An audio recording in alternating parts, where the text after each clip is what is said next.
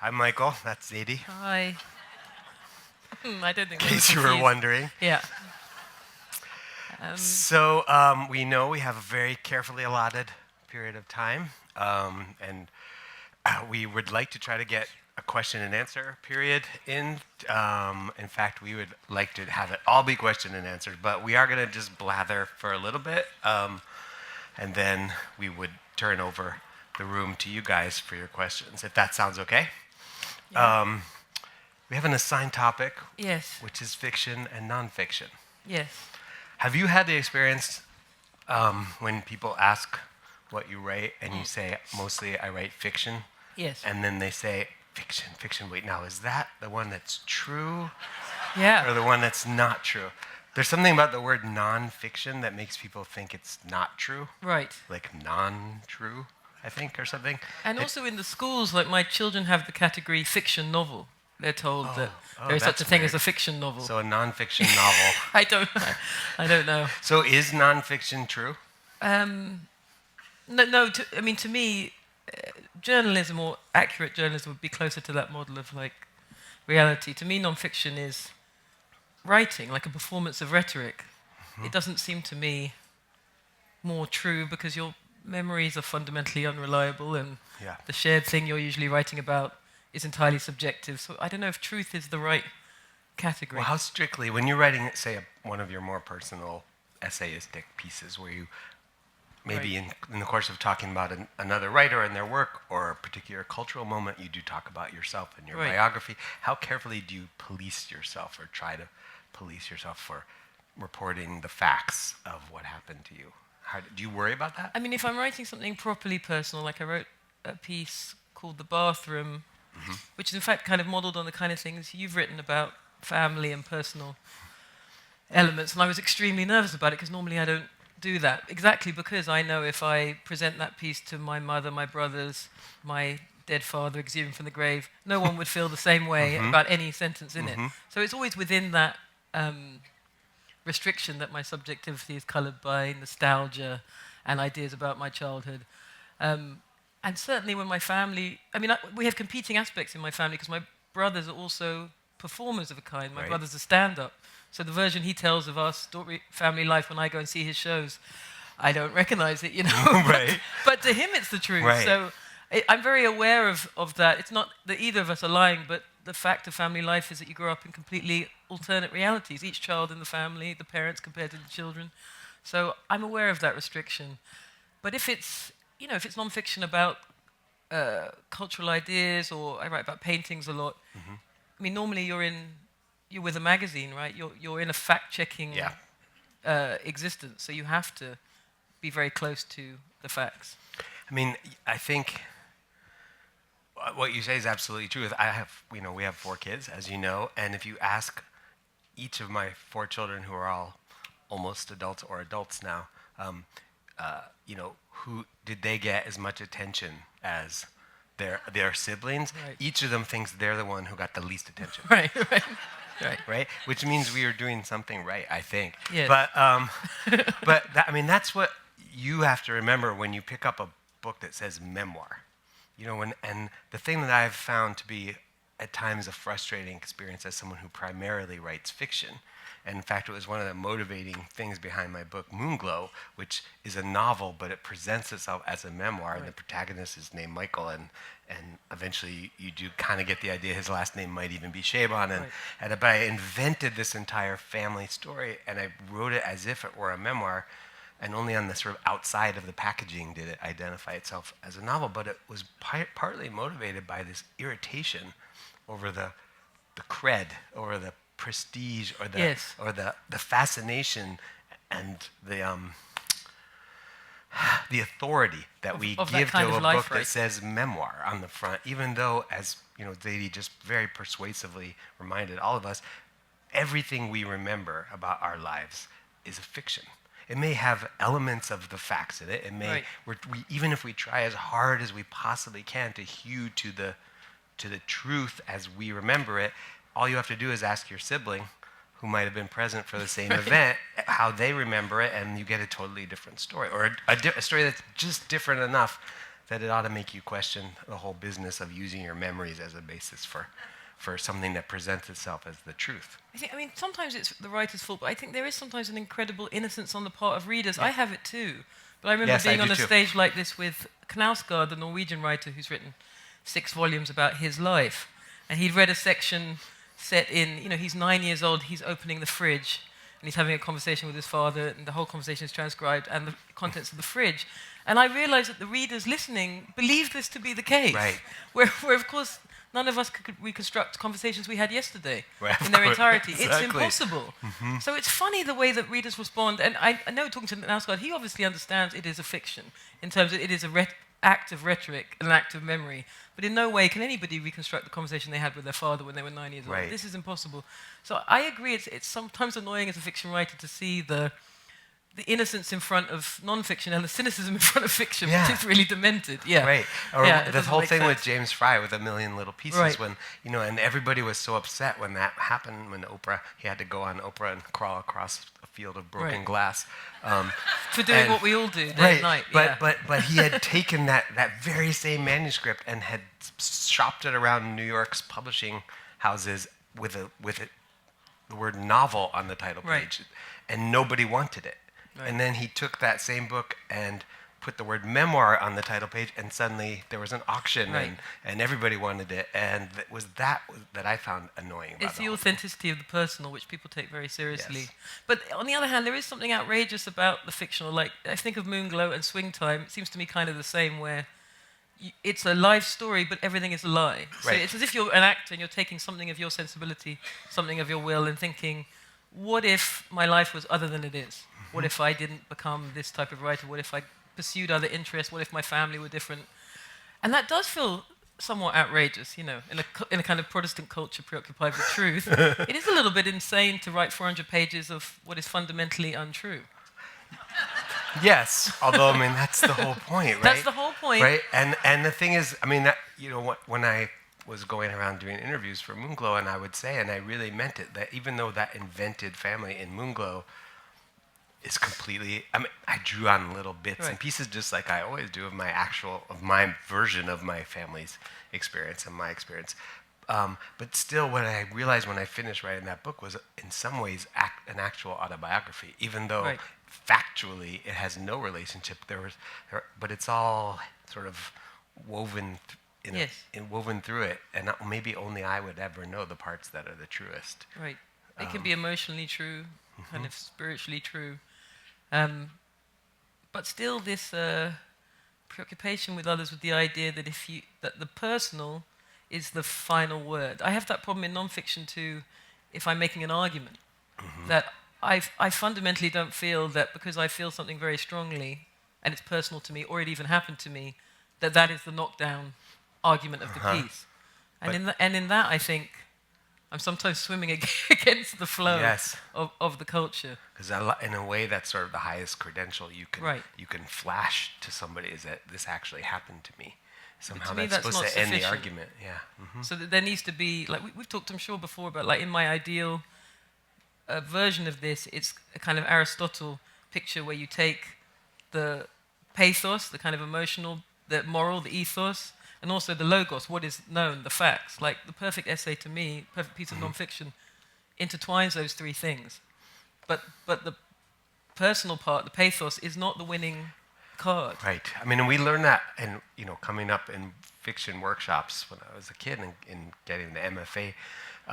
People would turn in a short story to a workshop, and it would contain some event, some incident that was narrated in the whole workshop, and the teacher would all say, like, I just don't buy this. It's not believable, or for whatever reason. And then the writer would say, but this actually happened to me. Like, this is true. And the proper response in that framework was to say, so what? I still don't believe it. Like, you haven't persuaded me on the page that it actually happened. You need to use language. You need to use imagery. And a lot of times you need to fictionalize something to create actually some make kind it of distance. Right. The problem, maybe the fallacy in the student's mind is that when somebody's reading your stuff, you are always present at the moment of reading, but you're not. It's not a performance of that kind. Right, you don't get to be there. You don't get to be there, and sometimes I think with the online stuff, you can fool yourself that you can make the area safe, that you can be there, even as they're reading. You could be on their shoulder saying, Right. no, I meant this, no, I meant that. No. But in reality, the text exists independently of you, and so therefore needs to be strong enough to be there without your body. That's really interesting. And There's your no argument. comments section. Yeah, you can't be there at the moment of reading. So that, when I'm writing nonfiction, I'm very aware of that I have to construct an argument which works in the absence of me. Like in your room or by yourself or on the bus. I can't be there saying, this really happened, and it meant a lot to me, and so it must mean a lot to you. Only the language can do that, independently of me. I mean, you mentioned the some of the pieces that I've written that are very personal and about my family. You know, I had a column in Details magazine for about 4 years, and that they gave me a completely open brief. I could write about whatever I wanted, and it was Details magazine, which was a men's magazine with fashion and gadgets, and I didn't quite know what I was going to write the column about, but I very quickly realized that I was clearly going to be writing about the experience of being a father and having these kids and being married, and like my domestic sort of household issues kept coming up over and over again in the column, and what that has ended up in hindsight that I never expected being for me, and the reason I'm so grateful I did it is that those are now in some ways like the only evidence there is that my kids were ever that little. Like, I mean, there's photos, you know, you look at the photos, like there's the trip to Disneyland, and here's the time when, you know, there was a science fair at the school, and but in terms of the actual how it felt to be me living with them, and I record things they said in passing, little quotations that just would have been lost forever. So in hindsight, it became a kind of journal. For me, it's intense because I don't take photographs, and I'm not in the kind of image-making world. So it's really all there is, you know. There are pictures taken by my husband, but I don't engage with photographs. I'm just not let into them, which makes me very lonely right now in 2020. So the things that I write, it's like sometimes I notice the kids are embedded in them here and there. Yeah. Like I wrote an essay about Joy, and my daughter's in there ridiculing us for making the dog speak in various accents, and I'd forgotten that we used to do that a lot, and that my daughter used to notice. So it is a way of keeping the memory, which makes it sound incredibly selfish. It is incredibly selfish, but I guess I do sometimes worry about the violence of storytelling. Like, if you've ever known the kids of writers as they grow up, they don't tend to be overly delighted by the versions of themselves that their parents put into various books, both fiction and non-fiction. I have noticed that. Yeah, I'm still waiting for the real reckoning in that regard. Because it's quite intolerable to be written about. I think that's really important. We know it maybe as writers in journalism. Like, to me, the worst thing that can happen to me is a profile. To see see myself made into a character, which is, of course, what I do day and night to other people. To have it done to me, I find totally intolerable. And it reminds me every time that having your life codified or used to make a point or a story, or no matter how benign or friendly, feels false to your reality, which is huge and messy and not like that. No, you're never right. like that. I didn't ever think of that. I'm going to stop doing it. Said every writer ever. The and very then carried first on. thing that was ever written about me, when my first book was coming out, and the LA Times sent a reporter down to, I was living in Newport Beach, and they sent a reporter down to meet me, and we met in a bar in Newport Beach, which I didn't frequent. Right. They chose the bar, I think, and I met them there, and they interviewed me, and then the piece came out, and like the lead of it was something like Michael Chabon is drinking something pink and sweet out of a decorative glass or something like that in the bar of the whatever it was called, like the Ships, whatever. And I was drinking cranberry juice. Right. I was having a glass of cranberry juice, and that was the moment when I realized, like, oh, I'm becoming a fictional character. A fictional character.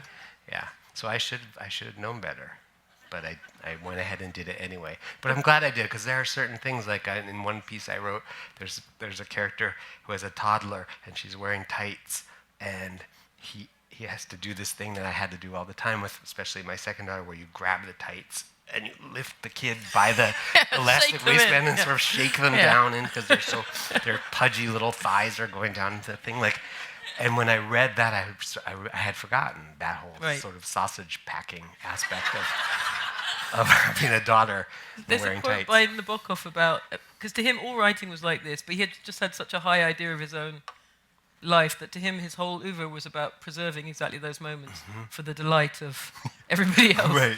And he says something like, happy the novelist who can encase a real love letter in a novel like a bullet lodged in flabby flesh. I love that Wow. quote. And you can see it in his books, right? There are real things there, a lady's neck, somebody's ankles, a night in Moscow. It's all memory, preserved and wrapped in fiction.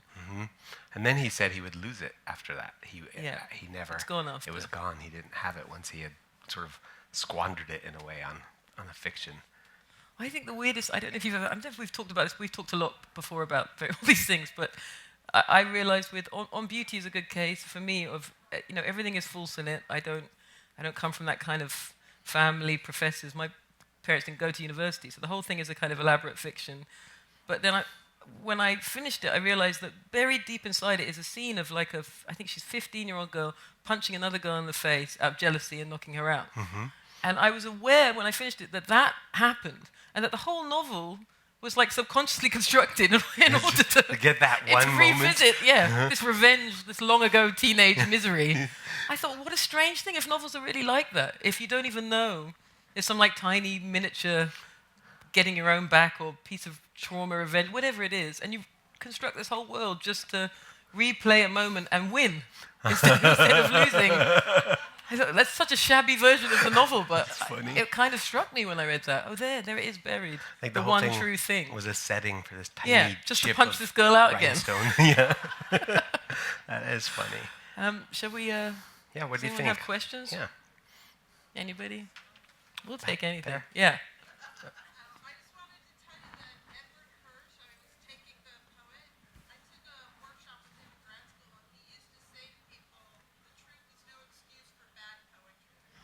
So, did you hear that? The truth is no excuse for bad poetry.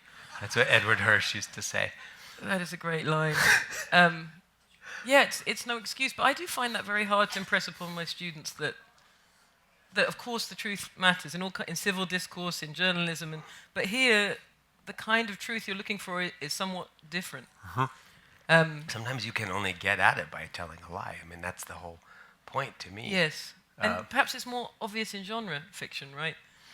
You're obviously not telling the truth in sci-fi, in horror, but some fundamental metaphorical truth is happening. Sure, certainly. It's horror fiction's a great example. It's full of the true terrors and paranoias and revulsions of the authors that are working their way out. If it's H.P. Lovecraft, he was incredibly xenophobic and he hated crowds and he hated unwashed people and he had all of these loathings that he would feel if he walked down a city street that in his fiction come out as this sense that you're this tiny island of doomed sanity and there's this membrane that's just the only thing protecting you from this untold horror that's going to just swallow you up. So I think people do that. He was telling a truth about himself in a way that became universal, because even if you're not xenophobic and don't have the same horror of brown people and so on that he had, you can still experience that terror in your own the emotion. Way. Yeah. That's true. Anyone? Yeah. I apologize for asking this, just in case it's too polarizing to answer. We'll repeat the question. Yeah. But what do you think about what's happening with American Dirt and with regards to fiction and being able to write about an experience that you didn't necessarily have, writing it, assuming I haven't read it, but assuming it's written well? But that's key. We was asking about American Dirt. You haven't read it and I haven't read it. And what I really can't stand is abstract conversations about books we haven't read. That seems to me the most point that's most serious in that discussion. If it is a badly written book, if it is not successfully done, then end of story. But this kind of abstract architecture about ideas that aren't related to particular novels, I can't engage and with. The way that we've moved culturally from, I feel like there was a moment where you would apologize or be almost ashamed or embarrassed if you had to say, I haven't read the book. And yet now it's a matter of pride. Here I am daring to comment on it nevertheless. And now you lead with that. You lead by saying, oh, I haven't read the book, but here's my opinion nevertheless. Yeah. It's a way of making the argument safe, right? If I could give you a straight answer, then it would be safe and you could apply it in every case. If you apply the argument at its extreme, then a novel like White Teeth, which I am not Bengali or old and white, or I was in the Second World War, we could go on and on. So as a formal argument, at the extreme end, obviously it ends in absurdity, and yet there are surely moments in White Teeth that do not work, that do not feel correct to the people who feel themselves represented. But then again, a book is not an act of representation, not purely. It is not a civic agency. It is not sending people to the Senate. It is a kind of experiment in communication. Some things work, some things don't. But what you're asking for is a general rule that makes people feel safe so they don't even have to read a book. They don't have to decide for themselves. But I think it's available to anyone to pick up American Dirt and decide whether it works as a piece of fiction or not. That'll be very obvious probably within a few pages. Very good point. Yes, sir. I'm in a little bit of a mixed state in my work. I have been working, I spent most of the past year working on this TV series that just premiered last week called Star Trek Picard. What was that again? Star Trek? Star Trek Little thing. Picard. And I was the showrunner for that season, and I ended up writing a lot of the episodes. And I'm coming back. We've started work on the second season now. I'm not going to be showrunning it because I want to move on to doing other things, but I am writing the first 2 episodes. So that's actually what I'm working on now. But I do have a book I'm supposed to be writing that kind of had to take a back seat while I was doing Picard. And then Ayelet Waldman, my wife, and I are planning to roll very shortly into working on developing my book, The Amazing Adventures of Kavalier and Clay, for a TV series at Showtime. So that's what I've got sort of in the works and on tap right now. What about you? I think maybe we both came off writing big books after you finish. I don't know about you, but to me it feels like playtime. You could do other things that aren't that very long slog of a novel, which takes a lot of will, and it's just exhausting. It's just mentally exhausting, and exhausting for everybody around you as well. My family is always so relieved when I finish a novel. So I've been free for a bit. So I wrote a kind of weird translation of Chaucer, The Wife of Bath. Really? For my neighborhood in London is having a kind of year of culture, and they wanted something from me, and I ended up writing The Wife of Bath. It's called The Wife of Willesden, and instead of The Wife of Bath, it's like a Jamaican British woman in her 50s. It was really fun to do because I'd forgotten how outrageous the Chaucer is. Like, a lot of my time was spent thinking, I can't say this. Like, he said it in 1320, but I don't know if I could say it in 2020. So it's really fun to see. How did he get away with that? How did he get away with it? How extreme the book is, how wild. I'd forgotten a lot of that, so it was fun to do. Does Chaucer have some association with that part of London? Or with well, it's the idea of a pilgrimage, and the long street, Kilburn High Road, that I come from, was a famous site of pilgrimage too. So people used to walk that long distance to various churches to see Madonnas or Black Madonnas, and so I was kind of interested in that idea. But it was really fun to do. And then, are we going to get to read that? Yeah, I think they're going to publish it as a little parallel text. Oh, that sounds Poor great. Chaucer, and spinning in his grave as I muscle in He's behind the covers. So that, and then I'm just kind of reading for a novel that's, it's kind of about Russia actually in 1989, so a long time ago. But it's fun to do the reading. Yeah, that's the best part, really. Before Yeah. you've started to spoil it. Yes, and that's maybe something which nonfiction, fiction. There's an interesting moment when you're writing a novel, at least maybe the kind we write, where you spend 3 years kind of learning about something. Usually it's something you have a fixation on, comic books or paintings or whatever it is. But like with On Beauty, I was thinking about Rembrandt, and it's like you take a little Rembrandt PhD alongside your novel. I learned so much beforehand. Yeah. And it's the thing that seems to me most of worth to me. I mean, the reader doesn't have to be interested, but for me, I think of that period of life of, I learned something.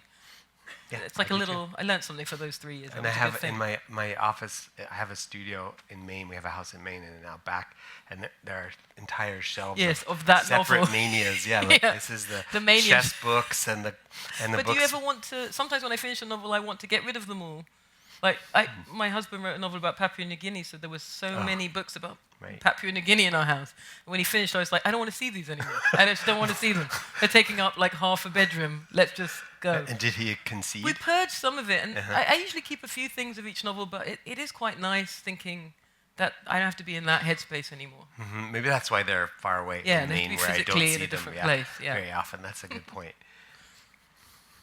Yes. Michael ideas you have of your childhood or your family. Where's an idea for like the Yiddish Policemen's Union come from? Where does an idea like for the Yiddish Policemen's Union come from? A lot of my ideas, I think, originate in one way or another in reading, in something I've read. So that's a good example in that I came across this book a long time ago, long before I ever started writing the Yiddish Policeman's Union, maybe 12 years before. I found this book in a bookstore in Orange County called Say It in Yiddish. And it was a phrase book. It said, Say It in Yiddish, a phrase book for travelers. And it was right there in the languages section. And then I'm like, what the heck is this? And then I look at it and there's a Say It in Swahili and Say It in French and Say It in Italian. And they all say phrase book for travelers. So it wasn't a joke, right? Right away I understood like this was being sold as a legitimate phrase book for travelers. And I picked it up and like all of the other books in the series, it was divided into sections, at the train station, at the restaurant, at the hospital, all of these situations where you would presumably be in a country where Yiddish was the primary language of everything, not just like the home and the street and, everyday commerce, but the language of the government. And like the postage stamps are in Yiddish and there's like, you have to say like, which way to the casino in Yiddish, right? So I was entranced by this book and by the sort of implied country and then I thought, well, when is it from? And I look and it's from 1958. So 10 years after Israel came into existence and chose Hebrew to be the national language. There was a brief discussion that it might be Yiddish, but that was rejected, and they chose Hebrew. So whoever wrote this knew perfectly well there was a Jewish state, and they spoke Hebrew there, not Yiddish. So it can't have been that. And then I kept the book near me when I worked, and so anytime I needed a Yiddish expression or phrase, I would look in this book to see it was always there with my other dictionaries and so on. And so every so often I would pick it up and I would get lost in it again and start imagining. And then I wrote an essay about that phrase book and what it was for and what the intention of the authors were. And then in that essay, I tried to imagine 3 possible destinations that you could go with this phrase book if things had been different. And one was that Israel had chosen Yiddish to be the national language, which was remotely possible. One was that if the Holocaust had never happened, then there could be huge swaths of Europe where you had, if 6 million people were destroyed 60 years ago, however long ago it was when I was writing the essay, then they would have all reproduced, and those people would have reproduced, and there could be large swaths of that part of Europe where Yiddish was the predominant language, as other smaller languages predominate in certain areas of Eastern Europe. And then the third possibility I considered was this plan I had read about a long time ago as a kid to open Alaska as a temporary refuge for Jewish persecuted Jews of Germany and Eastern Europe. And it was Harold Ickes who proposed this plan under the Roosevelt administration. And FDR was kind of lukewarm on it, but he allowed it to go forward. And then finally it was defeated in Congress before it ever got very far. And the opposition was led, strangely, by the congressional delegation from the territory of Alaska, who represented wealthy, predominantly, white Anglo-Saxon business and mining interests there. But the 2 guys, the delegation themselves, were both Jews, which I thought was kind of weird. Anyway, so then I just imagined, well, what if that hadn't happened and it had come into being? And then that idea just never went away, and I just kept thinking about it. And finally I decided to just invent that country, in a sense, and set a novel there. And have it be a murder mystery, a detective story, because the detective is a really good figure, a point of view character for a novel where you're guiding the reader into a totally new landscape, because detectives know their way around, and they know how the wheels turn, and they know who's in charge, and all that kind of stuff. So that's how that happened. Another question? Oh, I forgot to say my favorite sentence in that whole phrase book I think it was like number 299 or something. It was, "Help, I need something for a tourniquet." I just love that image of somebody like they're bleeding out, their arm is lying on the ground and they're like, "Just 1 second," like flipping through the phrase book like, "I got this, hold on." Hello. Can you remember it? How you say it? No, I don't remember. I think the word tourniquet was pretty much the same. Any other questions? Oh, we silenced them. Yes, Oh, there sir. you go. I think with your point about using non-facts for truth, but it seems to me that part of the problem there is that even if you can see this a good thing, you start with well, what is the truth, what facts and non-facts will support it. So from your standpoint, when you're sort of dealing with that, saying it doesn't have to be totally factual, but I have a truth that I want to get out there, how do you define that truth to make sure that the non-facts are supporting it? It's kind of a question about how you use facts and non-facts to create truth in fiction, right? I'm having that. In like right now, there's a lot of controversy about several movies that have been done on Right. I have that right now. I was saying to Michael just before he went on stage, I started the first few pages of a novel, and it involves, as I was writing, I thought, wait, I recognize this. Have I written this before? Sudden panic, middle-aged novelist. Have I already written this? And I started looking, and I realized I'd used it in a piece of non-fiction. So at the very beginning of a novel, something true happens. It was I was at Buckingham Palace with a lot of other people, and I was trying to sit down to lunch, and then suddenly looming over me was Margaret Thatcher. Wow. Who was a kind of ghost of my childhood, a ghoul of my childhood. And she was with Princess Anne, and I was with a few people, and Princess Anne just said, "You move." And we all went, "Okay." Took our plates and moved. But I was thinking Wow. about, it was an extraordinary image, and I wrote about it in some nonfiction, and then it appeared in the novel. And it's the beginning of... That really happened? Yeah, that really happened. If it's the only thing in the novel that's true in that sense, but it's to begin a novel about Russia. In 1989, I went to Russia with a lot of kids my age, 15, and I was there for a month. I don't remember anything about that trip. Like, I remember maybe 3 things, and I was there for a month. So that's a good example of, like, an absence. I know I was there, I know it happened, but I don't remember anything. So the whole thing will be a fictional construction. So then, to make the world, you read, right? You read. I'm spending all my time now reading books about Russia in the 80s, getting all the facts I can, to create what is a kind of... The best way you can put it is like a viable framework for a story. What you're always looking for is believability. That's the best thing I can say, because in every line, the reader has absolute freedom to say, "No, I don't believe you. I don't believe this, I don't believe that." And it's not based on what factually happened, but on what feels intellectually and emotionally possible, like it could be true. So creating that world is strange. It's a mixture of this kind of structure, which is fact, most of which, by the way, will never appear in the novel.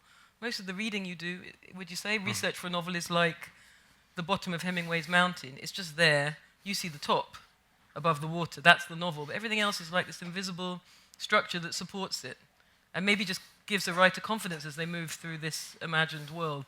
But it is always imagined. And even if we were constructing our afternoon now, so much, there are the facts. You all hear us on this tape on this days, and we can recreate that in prose. But so much of what goes on is inside of me, inside of you, and imagined. The mixture of fact and fiction is constant, as far as I can tell. But it needs to be within the realms of believability. So if I say the room in the library had, 2 dragons outside and was melting, I've crossed a line in which you can't join me. But if I bring it within the realm of believability, lots of things can be said and expressed that are somehow different from journalism to me, that have a kind of fictional truth about what was felt. I think that's right. I mean, I think Zadie's making a really important point, and I think what the second part that you were asking about, like Hollywood films that are presenting themselves as the truth in some way. They might start out with a slight disclaimer that says this film is based on real events, something that actually doesn't mean anything, right? There's no legal. That's not a legal statement. No. It doesn't tell you anything. And then you watch, like, the recent examples, that movie, the Aerialist, is that what? The Aeronauts, right? Where they took this story about this real life weather scientist in Victorian England who made several balloon ascents with other male the balloonists themselves were male, and he had this big adventure on this one flight, and they took that character, the sort of balloonist character, and turned it into a woman, which is fine, except it's no longer, it becomes a complete work of fiction at that point, sort of loosely based on the figure of one of these figures. And if you wanted to make a movie about a female aeronaut, there were a number of them during that same period. You could chose to tell a story about them. I actually kind of enjoyed the movie, but what bothered me was the way that it presented itself with this little disclaimer at the beginning as being the truth on some level when it isn't. But that's not what novels are doing at all. Novels are doing the opposite. A novel says, when you pick up a novel, it says novel, even if it doesn't, implicitly there's a contract. It's a lie when you pick it up. That's why you're reading it. And the writer saying to you, I'm going to lie to you, okay? Do I have your consent to do that? And the reader says, please lie to me. Make it a good one, right? That's what's happening with a novel. It's just like when you go see a magician on stage, and they're not really turning a rabbit into a bouquet of flowers. That's impossible, but you know it's a trick. You're going to be deceived, and that is what you're there for, is to be deceived really well. And that same implied contract exists between the fiction writer and the reader. And so then your responsibility as a writer is to make that lie as good as you possibly can, as effective as you possibly can. And it turns out a big part of that, as anyone who's ever told a good lie knows, is to put some facts in it, right? To mix. So if you're writing a novel set in Russia in the late 1980s, even if you're making the entire story up and all the characters are invented and the incidents are invented, you still want to be able to hand that novel to somebody who was in Russia in 1989 and hope that they read it and say, oh yeah, I remember that, or she got that right. And sometimes, of course, what happens is if the lie starts to shape retrospectively your experience as a reader of the place that you might have been, and it makes people see it differently than it was. And sometimes that can be very uncomfortable for the writer. So I had people come up to me after The Amazing Adventures of Kavalier and Clay came out. And this was just the internet and the web existed, but they were not what they are today. And people would come up and say, where can I get some Joe Kavalier artwork, like original Joe Kavalier artwork? And, and the liar part of me, the magician part, was really gratified by that. Like, I fooled you so completely that you think there actually was such a person. But the human, the man in me was upset and embarrassed by that, and also felt a little sorry for the gullible person too. But I had a woman come up after Yiddish Policemen's Union came out, and she said, my husband and I, we took a cruise in the Inner Passage last year. We were in Sitka. I don't remember all those tall buildings being there. And then you're just like, well, I don't know what to do for you. I'm sorry. But so you're using even not necessarily just facts like dates and chronologies and architecture and all that, but simply what the weather's like in that place that you're writing about. You're trying to use every possible tool you can of what so-called reality to make your lie more persuasive and more effective. I think there is, though, maybe like thinking of the American Dirt question. I just read a novel by a Maori writer, famous in New Zealand. I'm going to forget her name like an idiot. She's in her 80s now, but I was reading this book about the Maori as a novel, and it was incredibly beautiful. Patricia Grace, very famous in New Zealand. I thought, this is such an extraordinary novel. And I had to confess to myself that though I absolutely believe in this boundless novelistic imagination, it would not be possible to write this novel without having a deep foundation in this particular world. That's true of it's not that there's something magical about Maori culture. That's true of the novel of Palm Springs, the novel of Northern Ireland. There's a certain deep level of knowledge that, if it could be faked, I would call that novel the purest work of genius, if you could do such a thing. I think it's incredibly hard to do, but I was so aware reading it that there were things in here. It's not just about facts, like she knows this and that about Maori culture, not that, but just a deep familiarity, which is a kind of baseline, which is incredibly hard to invent, I would say. It's really true. I mean, I was imagining writing a novel one character in the novel was going to be possibly a mixed race African American white woman who grew up in the 30s and 40s and 50s and came of age in the was born in lived in the 40s and 50s and came of age really in the 60s, and then I read Margot Jefferson's Negro Lin. But a somewhat different kind of background, but it's a memoir, and that really that had that same experience. Like I could have done all the research in the world, and there's something something deep that you in can't that get that I just never would have known. I never would have understood. I wouldn't have known what this said if the subject of Eartha Kitt came up, for example, in my fictional narrative. I wouldn't have known what to say about how Eartha Kitt might have been viewed or seen in 1960 by a young black woman growing up, and there it is in Margot Jefferson's book, and that is something that trivial suddenly makes me it's think undeniable. I never would have known that. I never would have been able to come up with that. But then also the trick of fiction is the restriction of perspective, right? Like in Swing Time, I was aware the character was going to go to West Africa. I'm not West African. But one of the viable perspectives of fiction too is that of the tourist, that of the unknowing person who enters the world. It's like, what the hell's going on here? Right. That's an experience we all have every day of not knowing, of being unsure, of not... Total knowledge is not the only perspective fiction can come from. Mm-hmm. So I'm interested in fictions which have limited knowledge of what they're entering, because that's a genuine human experience. No, absolutely. I mean, you see that in Pinion, and again in Lolita in a way too. Yeah. This the experience of America through the eyes of somebody, in the 50s anyway, through the eyes of somebody that doesn't really understand the country at all. Right. And then sometimes, I mean, I was younger and much less fearful, but sometimes I remember writing White Teeth, one of the main things I told myself is that people aren't experts in themselves. Is that the best way to put it? Mm-hmm. So, not every young Muslim walking around London knows every word of the Quran, obviously. I know it from my own self, that what I call my culture I know in a half-assed way, or partly, So knowing that about people, or believing it when I was 20, allowed me to write that book, to know that people don't walk around with total knowledge of themselves, of their peoples, of their culture. God knows, of their holy books. No, they walk around kind of stumbling like the rest of us. And a narrative perspective which allows for that limitation in people can be freer, I don't know if I could do it now. I wouldn't have that confidence, but that's just the gap between 20 and 44. Exactly. The arrogance has dissipated somewhat. We have 2 more minutes, so...